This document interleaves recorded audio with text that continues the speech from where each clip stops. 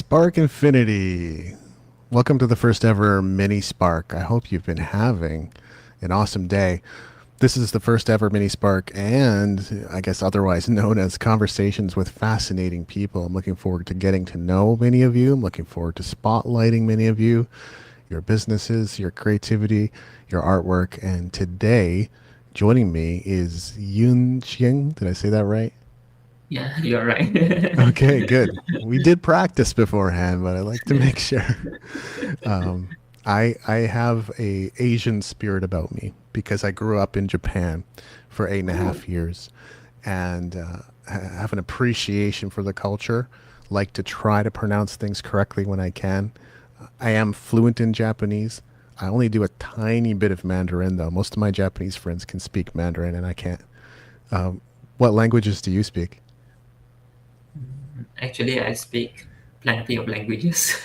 Oh, amazing! so, Wow,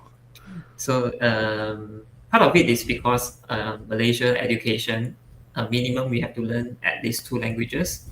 wow. So Bahasa Malaysia is our national language. So we have to learn if let's say we go for like government studies in our primary and also secondary education. So Bahasa Malaysia, English, Mandarin, Hmm. Cantonese, Yeah. uh, Teochew, and I also know a little bit on Tamil because last time I stay in a neighborhood which is surrounded with a lot of Indians. So in Malaysia, most of the Indian they speak Tamil, so I adopt some Tamils as well. Wow. Okay. All the Chinese. Well, I'm sure there's other dialects, but yeah, if you Yeah. can speak Mandarin and Cantonese, you pretty much get a do pretty well in China anywhere. Yes, yes, So yes, you're right. yeah, that's amazing. Yeah. So I grew up in Japan, and actually my uncle lived in Malaysia, and he Mm. married an Indian lady in Malaysia. I Mm-hmm. got to visit for a couple of weeks when I was much younger, and I very much liked it. Of course, actually appreciate it way more as an adult because when I was a kid, I was like a picky eater, and I'm like, I don't know if I can eat this curry stuff. I love curry now; it's like my favorite thing. I can't stop eating it. But back then, no, I couldn't do it. But I remember fried breads, probably roti canai, Roti canai. roti canai. There we go. I Yeah. got the real Mhm. pronunciation. Thank you. I remember the water parks in Malaysia. Absolutely amazing. The Sunway fruit, Lagoon, is it? maybe. Yeah. I think so. Mm-hmm. The fruits, guava, Mm-hmm. I liked very much as well. So I love Malaysia. I would love to visit it again. That's where you're originally from? Like you've Yeah. grown up there your whole life? Yep, yep, yep. But I'm Yep. staying at the north of Malaysia, which is Penang. It's a Penang. beautiful island. Yeah. It's a beautiful island. There's a lot of great food. No matter where you go, visit in Yes. Malaysia, there's like Penang food. Like they have a title there, Penang food, Penang laksa, Penang char kway teow. There's a lot of Penang Laksa. title there. Hmm. Yeah, so Penang is popular with food. So yeah, yeah, everyone watching, he's not lying about that. I remember that about my Malaysian experience that you could get authentic anything Asian, right? You could get Hmm. Malaysian food, which is amazing, but you could get Indonesian food, you could get Japanese food, you could get Indian food. You could get just about everything authentic Asian, and it was so good. Yeah. And I'm a total foodie, so that culture appeals to me very much. But yeah, And I it's guess go ahead. and it is affordable though. The food in Malaysia. Yeah, it depends on the quality that you wanted. Yes. So most of the time, no matter what kind of cuisine that you're looking for, Japanese, Indonesian, even Thai food is very affordable. Yes. Very, very affordable. Yeah. That's another great thing about yeah, being in the country. So what are you studying right now? Ah, I'm actually graduated for more than 10 years already. Oh, okay. So Graduated for 10 yeah, years. I yeah. thought I heard you say you were studying earlier, but okay. Uh, I recently I took a certification on neuro Okay. linguistic programming. So I would not say Yes. that there is a study. There's more like a practitioner certification. So we go to a space or a teaching space that we learn the skill set to learn about how we're going to use languages like words and also the words for communication to reprogram our brain, our mindset. Which is really cool. And I want to get into more of that, and we will. And if I'm not mistaken, you're also a life transformation coach? Yeah, I just started this coaching since last year August. So basically, I'm helping burnout professions to rediscover their passion so that they can live in their own terms. Ah, helping people live on their own terms, which is an Yeah, important, that's an important thing. That's a very important pursuit. That's really yeah. great. And Because I'm also come from a corporate background. mhm. Sorry, No, go ahead. I break your speech just now. Not at So I'm all. also come from a corporate background. So I realized that there's a lot of people they are burned out. They know that, but they don't realize what is the next step they can do. So they just choose to be stuck, choose to be demotivated, choose to be like dreading themselves to work, but they don't see there's other choices, another side that they can choose to live at their own terms. Mm. Mm. So, yeah, I mean, burnout is something I certainly have some experience with. Like, what have you noticed about is like people that are physically burnt out, or what sort of things have you encountered? Mm. I will say mostly are Mm. mentally burnt out, mentally burnt out because if for example I look back my previous like ex colleagues, physical burnout it doesn't show much because they are still working, but when you speak to them, just casual talk, you will sense there's a lot of like negativity, like because of their work, because of their life, maybe family, maybe their Yeah. own responsibilities is holding back them to proceed to the next step. So there are, the common word I would say is like just like a comfort zone. So they are inside their comfort zone. They don't know what is outside. They Yeah. also dare not step outside. So what I wanted to help people is I help people to see what is the possibilities outside the comfort zone that inside that person able to reach out. Mm. Hmm. And another word for that might be like mindset or psychology. Is that on the right track? I would say sort of because the key thing is I'm helping people to find their passion, Yeah. to look into themselves, what is inside themselves, whether their strength, their profession, uh, their interests, and then craft it into a passion that connect with them truly, like authentically, and then from there we see how we're going to go for the next step. So definitely there will be some resistance, there will be Yes. fear, there will be like anxiety that will happen. So all this can be overcome with a proper reprogramming on our mindset. Mm. Mm. And what sort of passions have you brought out of people? What have you helped people accomplish? Have they gone from, standard corporate careers to like digital marketers and stuff like that, or what sort So of things? uh, I take an example for my recent client. So she's actually a nutritionist. So she always have the heart to help more people, to empower people to get nutritious raw food other than supplements, other than medication. She has a ambition, she has a vision to bring this message to others. But what is holding her back is she's afraid that when she started to do this, people will judge her, whether Yeah. it's from her colleagues, whether it's from her boss, whether it's from her family, cousins, auntie, uncles. So she had all these like barriers with her, as well as she has the fear of not being enough to provide the values to others. So all these like I will not say small, is the fear that coming out or the challenges that popping out during the journey to live in their own term, on their terms.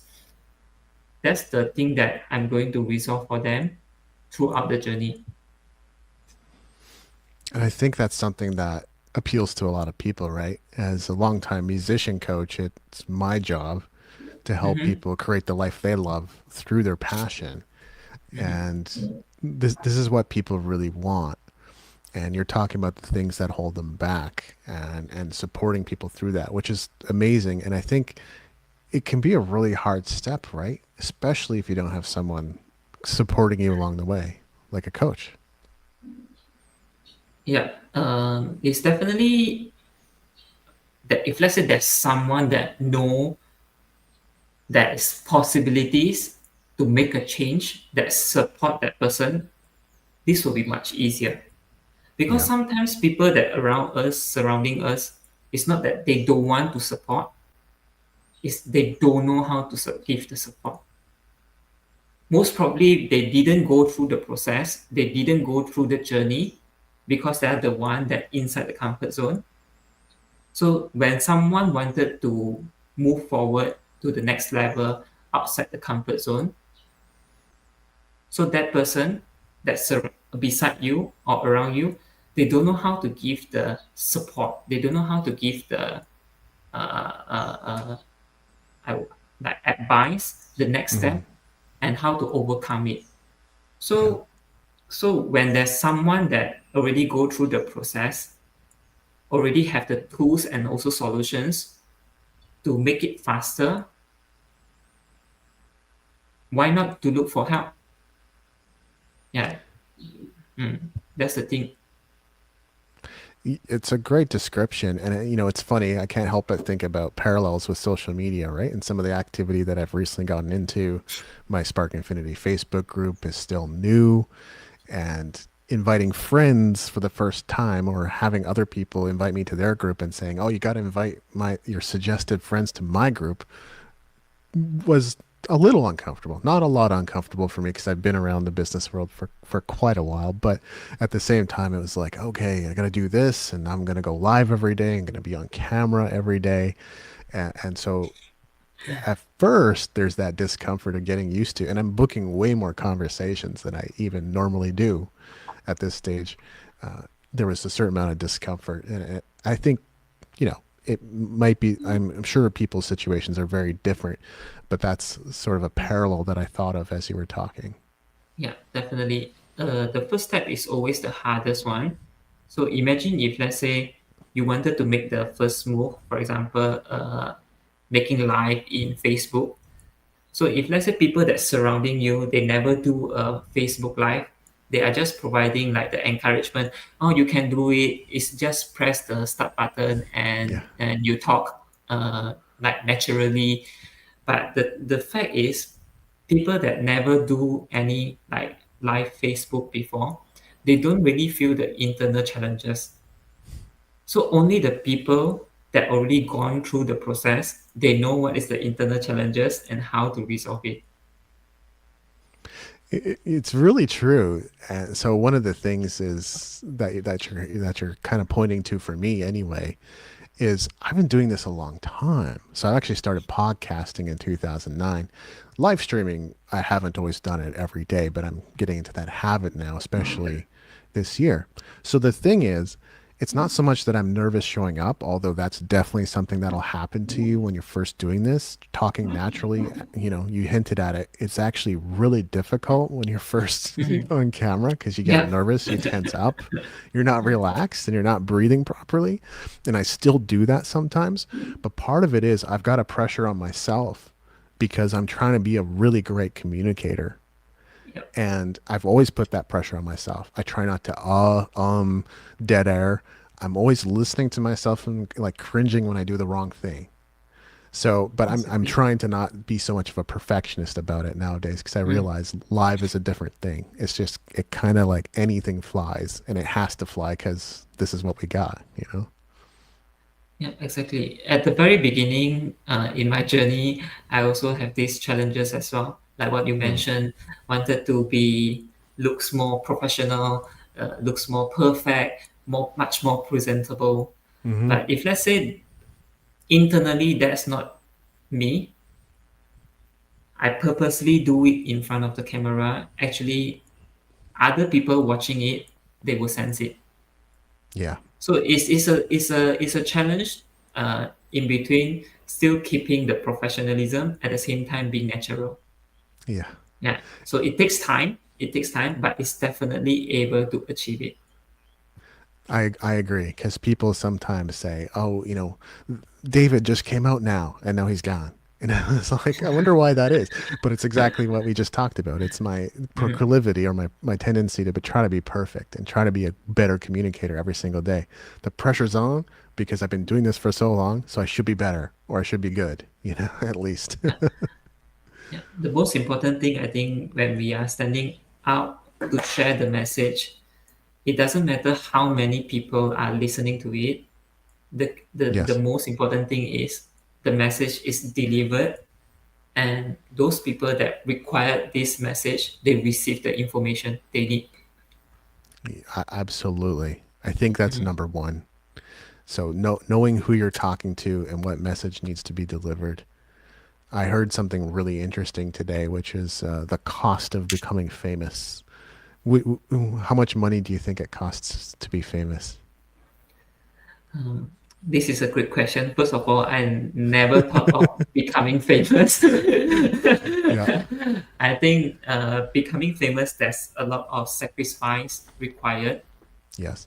which is unable to value by money. Yeah. So I never thought of it. I also unable to give a value, like the amount of money that required. But definitely, there's a lot of sacrifice that required. Yeah. Whether it's time, money, energy, definitely there will be sacrifice required. Unless you talk about those people that probably nowadays like there's people that they posting their lifestyle, and then maybe just one interview, one video, one reels, one post that get them viral and then they become famous.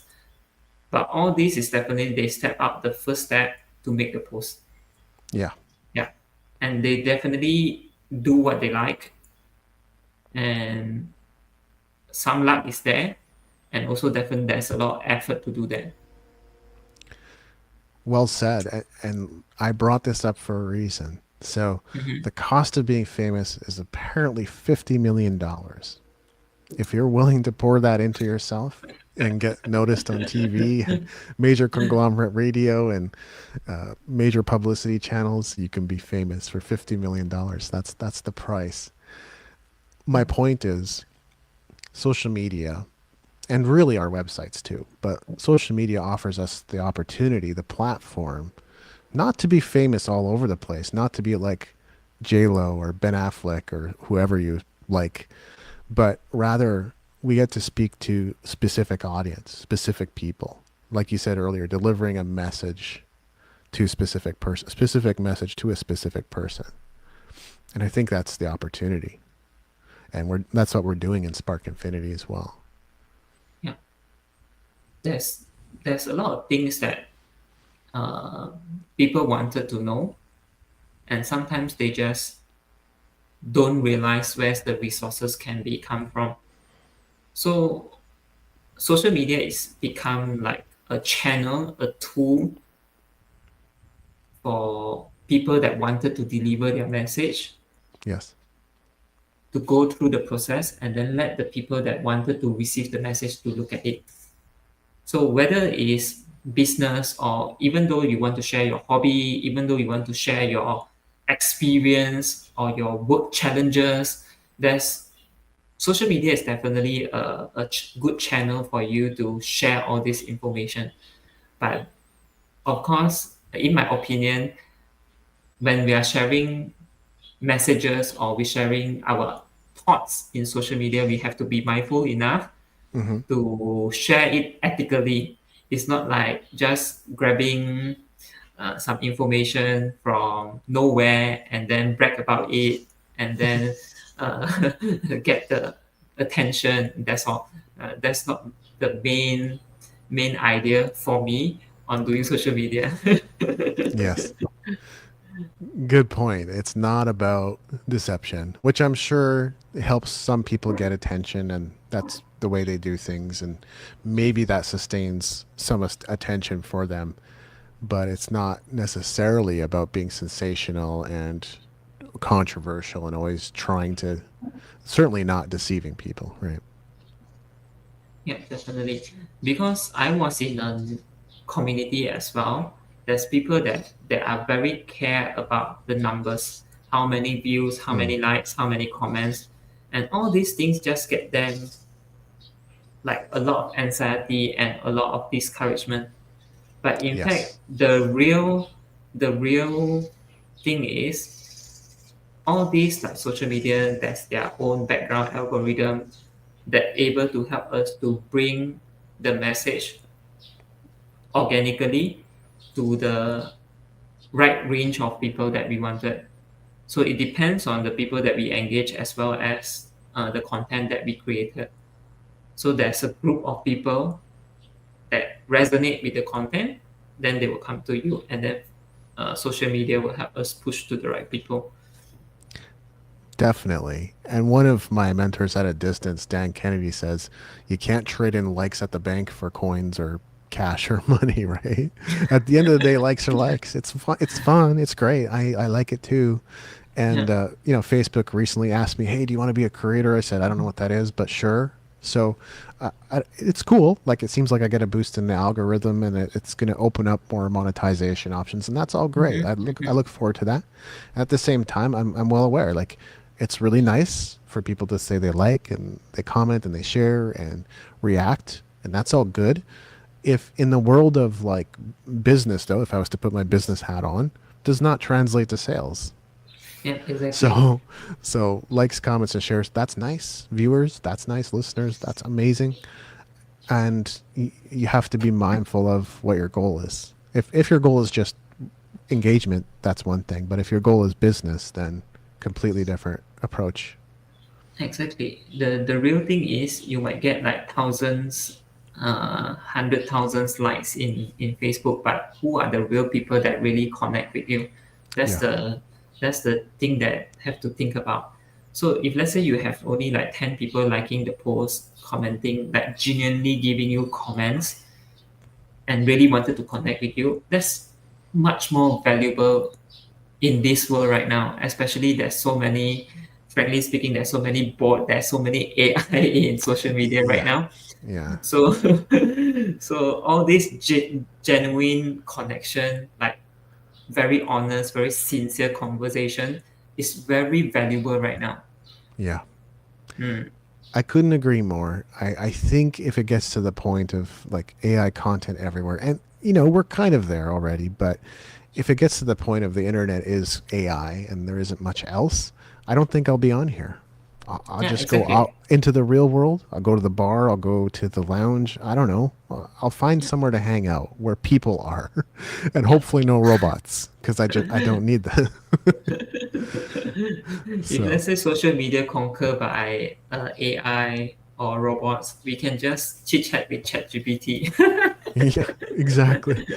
Well, I just argue with ChatGPT because it's wrong all the time, and I find it funny that a lot of people just I use ChatGPT for search, and I'm like, not a good idea. Google that business name. Don't ask ChatGPT if it knows its training data is not up to date. It doesn't know who registered what. So yeah, Yeah, that's why human touch is still very valuable yes, nowadays. couldn't agree more, and well said. One thing we bookmarked earlier that we should return to is NLP, Hmm. and I've learned a little bit about it. I've discovered some things about it. I've seen and heard various things about it. I just did a little bit of NLP, but maybe you can share why that's something you're getting into and how that's helping you and others. So basically, I knew about NLP is during my university time. So there is an opportunity. There's a trainer came to our university as a soft skill program that allow us to have an entry level of knowledge about NLP. Mm. So at that time itself, it is very unique experience that how we going to use our sensory acuity or our senses like our vision, our hearing, our smelling, our tasting, our sensation Hmm. to help us to absorb the data and then to make it like anchor it inside our subconscious mind. So basically, during my university learnings, is just opening up our senses. So Hmm. at that time, it's like so unique experience because after that training itself, I also take my initiative to learn more. So I read some books, and then it really helps because people tends to telling me that I'm actually a observant.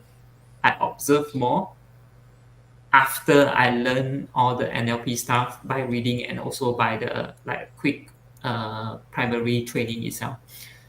So during my working days, actually I proposed to the company that sent us like to the training for NLP because I'm working as a sales. So NLP do helps in sales as well. But Hmm. because the company uh, feels that because it's not a cheap cost, so the company feels that actually all these are able to learn through experience. But on the other side, I feel that learn from someone that is experienced. They give us the insight. We can adopt the skill set faster so that we can apply it. It also able to bring value not only to ourselves, also to the company as well. But there's a debate there. So when I decided I wanted to become an online coach, so the first thing that I did is I decided to take this certification Hmm. because I really believe that all these things are able to help. So definitely at the very beginning, as a practitioner, just get the certification. It doesn't prove that I already have the skill set. So I also have to practice as well. Yeah. So I have practiced to a lot of people, so plenty of people. So actually, the skill set itself is actually very, very profound, and also people can get their result, achieve their goals like effortlessly. Wow.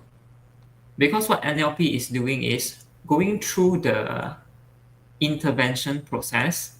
Is actually we are embedding the goals and also the things that they wanted to achieve. For example, they want to change their bad habits or they want to build a new good habits.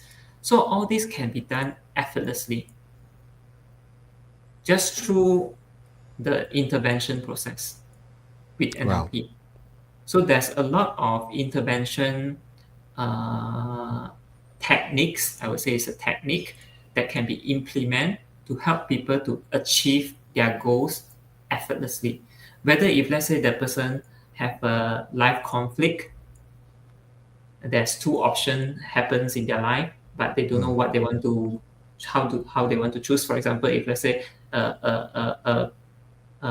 employee or a professional employee, they know they have the skill set, they know that they can contribute more, but at the same time, they want to have a security as an employee. They are afraid Yeah. to make changes. So there's this internal conflict inside them. So there's NLP techniques that able to help them to clear out this conflict, to give them clarity, and then they will like very quickly get an idea on what they wanted to do. And then after that, we will use the NLP method to create the action plan, to set the goals, to keep them moving. So this is all this to me is like magical. Yeah. Magical. Yeah. It's I, different from hypnosis.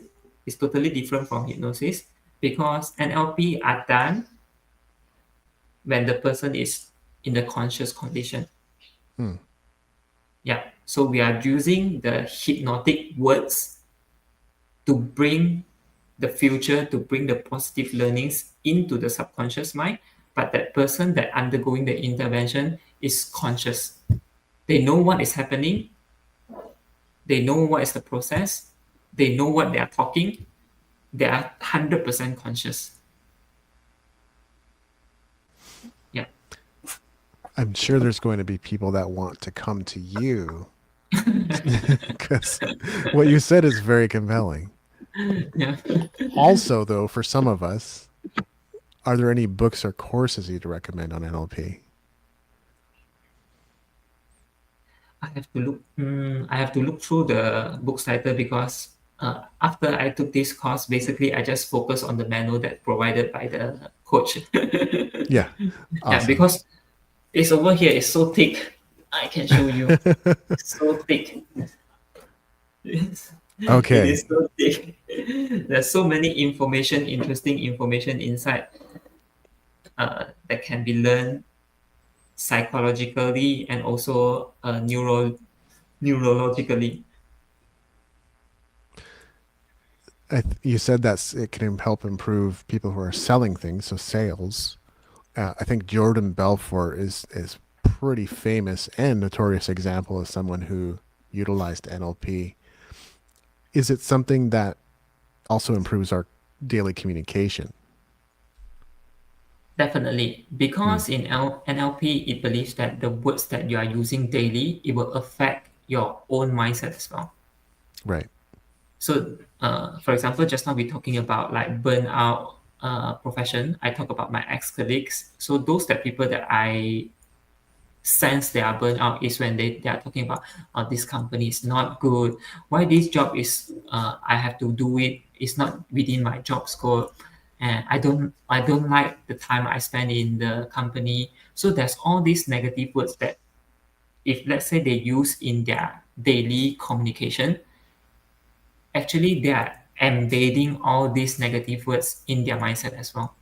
So in long term, they are actually toxicing their mindset. They're Hmm. giving negativity in their mindset.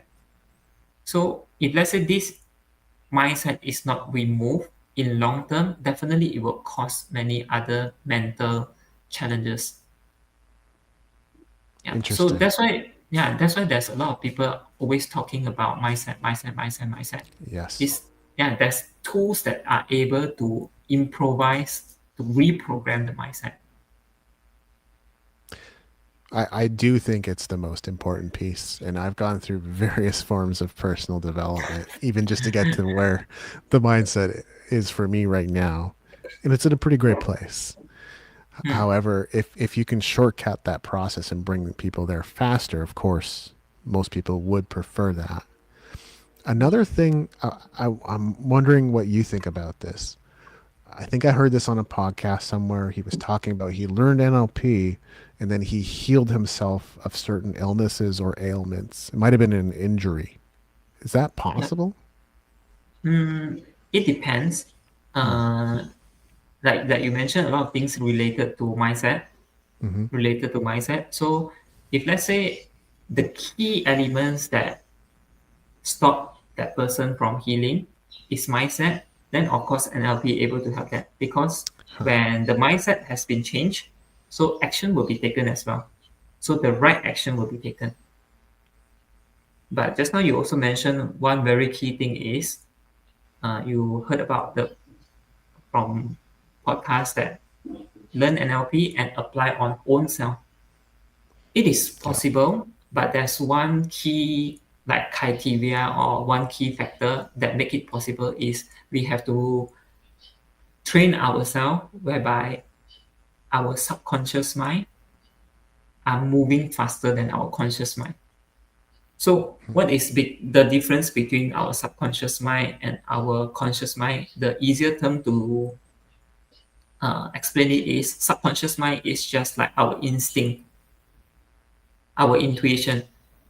So when we want to make a decision, most of the time there's like one voice coming up very quickly. For example, uh, what we're going to have lunch today. Then there's one food popping up, maybe like a steak. But at the same time, suddenly there's another thoughts coming up. I shouldn't take more steak because I have high cholesterol. So this is the conscious mind. This is the logic mind. So there's subconscious mind and conscious mind. So in order for us to apply NLP, why there's a practitioner, why there's a master practitioner available is because we are going to guide the person to go through the process so that the subconscious mind move faster than the conscious mind. That's the key thing. So whether the person are able to apply NLP, learn and apply on themselves is possible as long as the subconscious mind able to move faster than the conscious mind. It makes a lot of sense to me. These terms aren't even used that often anymore, but like mentor apprentice. If you have a Mm-hmm. mentor showing you the way, that is the shortcut to getting to where you want to go. So, someone guiding you through the processes Yeah, yeah, makes a big mm, difference. Yeah, yeah. absolutely. I tried to do it myself. Uh, my subconscious mind, frankly speaking, is way slower than my conscious mind.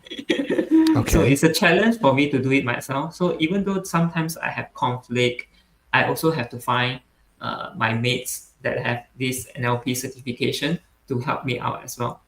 So it Mm. makes it much more easier. Some intervention can be complete within like 10 minutes. Yeah. Wow. And then after that, things just change. Yeah, things just change like naturally without awareness. So one of the things that our coach taught us is start journaling once you have the intervention. So you people might not able to recognize the changes, but by journaling you jot down the daily activities. Then after 3 months, after 6 months, when you look back, you will notice the changes. Yeah, Huh. yeah. Makes a lot of sense. And many of my mentors at a distance, say the same Mm. thing that at the end of the day, you don't want to be doom scrolling. Write down a few victories in your notebook or a few wins, and then write down a few more wins for tomorrow because you're going to work on those tomorrow, and Yeah. then go to sleep, which is much healthier, of course, too. Yeah. Yeah, I still remember one of the intervention that I made is I want to get rid of my milk tea kind of like addiction because I have it. Milk tea? Yeah, milk tea, teh tarik. If Ah, let's say you I know, you love milk remember. tea. I Yeah. love milk tea, yeah. So Especially Asian milk tea. yeah. So teh tarik is one of the like common drinks, like milk tea drinks that we have it like all day long. No matter breakfast, lunch, or dinner, we will just have it. So for me, I have the kind of like by accident, I have the habit of taking milk tea every morning. Unconsciously, it become like addiction already. If let's say I visit other country for a few days, I don't have the milk tea. I feel like once I get off the plane back to Malaysia, the first drink that I want to order is milk tea. So basically, milk tea there's high level of sugar. I Yes. wanted to get rid it, but it's very hard. But there's an intervention that able to help it, and milk tea now is become a choice. I still aware there's milk tea because when I go to restaurant, I see people drinking milk tea. I know there's a milk tea, but my subconscious mind will give me other choices, much more healthy choices. Mm. Naturally, naturally. So milk tea it become a choice. I know there's a milk tea, but the subconscious mind, the intuition that give me the choices, the first choices is no longer milk tea. I have a similar experience, and this is Mhm. fun. This is a lot of fun to admit, but I think from November to December, pretty much every day, maybe even longer than that, every day I had to go for bubble tea. Every day. Like almost every day, sometimes twice a day, because I just love the stuff. And this year, I do sometimes go, but I don't feel the need to go every day. So Mhm. it seems like I might have had a similar breakthrough to you. Yeah. I will not say like changing habits, NLP is the only way, Yeah, but because people can do it with their willpower as well, of course. their But willpower willingness is to so much change. Yeah, work. yeah. Um, NLP is just a tool that make it easier. Yeah. Yeah, it just make it much more easier. Yeah. Mm. Well, easier is what people want. They want a Yeah, better life. So, yeah. what would you like to share with our audience? Like, what would you like to promote? Would you like to let them know that you're available for coaching or anything like that? I think rather than say promote, I will just share with the audience. If let's say if you have any like life challenges that you have no idea how to overcome it, just try to speak with others, whether speak with David or me or anyone else that outside your your network circle. Yeah. You will never know that at the end of the day, the one that able to help you to resolve it, not necessarily about coaching, it's just like communicating. It will bring you the breakthrough. Sometimes Hmm. just some people just need like enlightenment. They just need one point, maybe one sentence, just able to kick their ass to move forward. They can thrive in their situation already. So I would say don't limit yourself to connect with people. Just be open minded. Yeah. If let's say you are confident enough to share your vulnerability, just go ahead. Yeah, just go ahead. Let the surroundings give you the solution, give you the pathway. I can speak from personal experience that outside perspectives are incredibly valuable.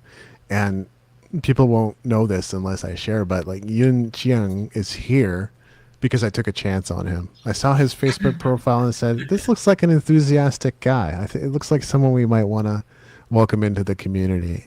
What do you think, everyone? I don't think I was wrong. It's been fantastic having you, and we'd love to have you back again if you'd like to come back and share again.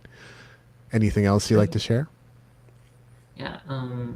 One last thing that I'm very honored that I also just realized that I'm the first guest in the mini spark The mini sparks, space. yeah. Yeah. So very thankful that David connected to me so that I have the opportunity to be here to share what I'm doing, what I'm passionate to all of you. It's my pleasure. And this thing later goes out on YouTube in a fully edited format and on my podcast. So people will get this content will live two or three or four times. That's the fun thing about it. But Yeah. thank you for being here. It's been Thanks, fantastic. David. Thanks. Thanks, everyone. We'll see you again tomorrow.